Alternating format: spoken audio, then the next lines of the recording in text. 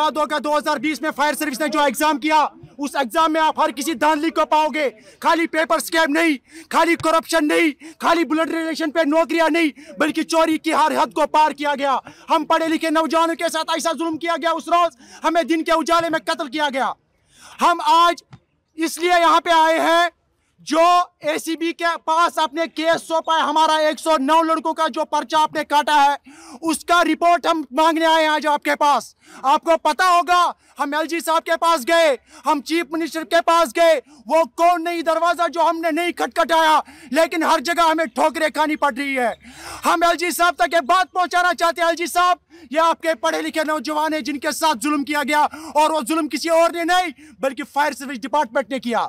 आज बराबर 13 साल हो गए हमें सड़कों पे प्रोटेस्ट कर रहे हैं, लेकिन हमारी बात कोई नहीं सुन रहा है। हम एलजी साहब से कहना चाहते हैं, जब आपने यूटी को चेंज किया था, स्टेट को यूटी में तब्दील किया था, उस वक्त आपने एक वादा किया था नौजवानों के साथ कि यहाँ पे करप्शन नहीं होगा, यहाँ पे धांधलियाँ नहीं होगी, यहाँ पे रिलेशन के बेस में नौकरियाँ नहीं दी जाए। लेकिन वो वादा आपका खोखला है और वो साबित हो रहा है। हमारी डिमांड रहेगी एलजी साहब से, जो हमारी रिपोर्ट पेंडिंग है उसको जल्द अज जल्द पब्लिश किया जाए और इन पढ़े लिखे नौजवानों के साथ। देखिए, पहले हम बड़े अल्फाजों से मजम्मत करते हैं।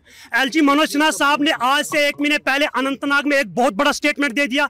एलजी मनोज सिन्हा साहब ने अनंतनाग में कहा कि ओनली होम डिपार्टमेंट मेरे पास है, बाकी जो भी डिपार्टमेंट्स है वो सरकार के पास है। अब मैं आपके इस मीडिया के जरिए से मैं एलजी मनोज सिन्हा साहब तक ये बात पहुंचाना चाहता हूं। एलजी मनोज सिन्हा साहब, आप मुझे बताइए, अगर आपने खुद स्टेटमेंट दिया कि होम डिपार्टमेंट मेरे हाथ में आता है, तो फायर सर्विस एस्पिरेंट्स अभी तक रोडों पे क्यों है? हम ठोकरे पिछले 12 सालों से खा रहे हैं। एलजी मनोज सिन्हा साहब, हम आपके फैमिली है, मोटिबाना गुजारिश करते हैं आपसे, हमारे साथ इंसाफ किया जाए। और ये जो मेरे पीछे आप ये भीड़ देख रहे हो, ये पीएचडी स्कॉलर्स है, उन्होंने पीजी क्वालिफाई किया, बट अनफॉर्चुनेटली उनको लिस्ट से बर्खास्त किया गया डेलिबरेटली। हम इस प्लेटफॉर्म के जरिए से एलजी मनोज सिन्हा साहब तक भी एक बात पहुंचाना चाहते हैं कि जल्द से जल्द फायर सर्विस एस्पिरेंट के साथ इंसाफ किया जाए। अगर नहीं तो हम पूरे तमाम एस्पिरेंट्स घंटाघर जाम करेंगे। किसी भी सूरत में जितना एलजी मनोज सिन्हा साहब ने फायर सर्विस एस्पिरेंट को रुलाया, इतना किसी सरकार ने नहीं रुलाया। हम परेशान हो गए। एलजी मनोज सिन्हा साहब ने मुझे जम्मू राजभवन बुलाया, टेबल टू टेबल उसने मेरे साथ मीटिंग की। एक बार नहीं 10 बार एलजी मनोज सिन्हा साहब ने मुझे बुलाया। उसने कहा कि आप लोगों के साथ जस्टिस होगा। रिसेंटली मैं एंटी करप्शन डायरेक्टर के जो ब्यूरो है वहां पे मैं गया, उन्होंने कहा कि इसमें जो 109 एस्पिरेंट्स जो लगे हुए हैं उनके ऊपर जो एफआईआर है वो जल्दी सामने आएगा। हम उसी दिन का वेट कर रहे हैं। इतना बड़ा खुलासा है, जब बीजेपी ने यहाँ पे 370 आर्टिकल रिवोक किया, उन्होंने कहा कि यहाँ पे भ्रष्टाचार हो रहे। कौन कर रहा था उस टाइम भ्रष्टाचार? उन्होंने इल्जाम लगाया यहाँ के रीजनल पार्टी। लेकिन अनफॉर्चुनेटली यह कहना पड़ता है 370 खोने के बाद पहला लिस्ट मंजराम पर है जम्मू कश्मीर यूटी में फायर एंड इमरजेंसी, जिसको नाम दिया गया mother fall scams and father fall scams. अगर अल्लाह ताला ने, भगवान ने कुत्तों को जुबान दी होती तो कुत्ता भी कहेंगे कितना बड़ा भ्रष्टाचार है।